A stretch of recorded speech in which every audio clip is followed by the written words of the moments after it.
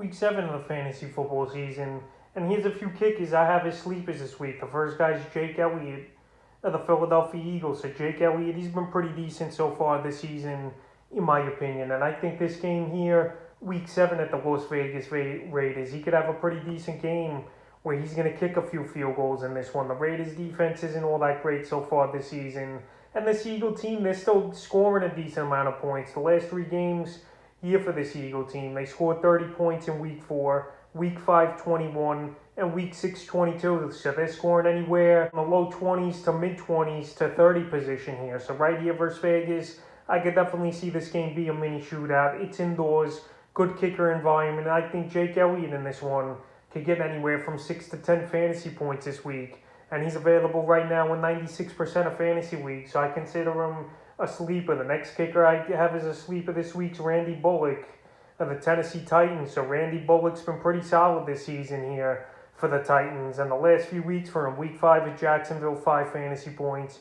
And week 6 versus Buffalo, 11 fantasy points in that Monday night thriller. And right here, week 7, they versus the Kansas City Chiefs. And the Titans here, they're going to have to take some chances in this ball game where they might have to settle for long field goals and try to get something on the board versus Patrick Mahomes and that high-powered Kansas City offense. So right here, the defense ain't that great over there in Kansas City. I think the Titans, they're going to have a decent amount of scoring opportunities this week.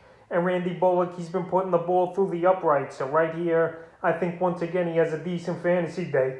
And final kicker, I consider a sleeper this week's Gino of the New York Giants. And the New York Giants have the Carolina Panthers coming to town. And I know on paper it's a bad matchup where the Panthers give up the 3rd least amount of fantasy points to kickers. But Gino, it seems like every other game he has a big game this season. And we've seen games this year from him. Week 2 at Washington, 22 fantasy points. Week 5 at Dallas, 12 fantasy points. And this week here versus former team, I think the Giants still get in some position for some field goals. But this Panther D sometimes bends but don't break. And this is the type of ball game where I see both kickers having a pretty good game between Zane Gonzalez and obviously Gino. So it wouldn't surprise me to see Gino hit 2 or 3 field goals and a few extra points in this one. And he's still available in 87% of fantasy leagues. So that's a few sleeper kickers I have heading into week 7 of the fantasy football season.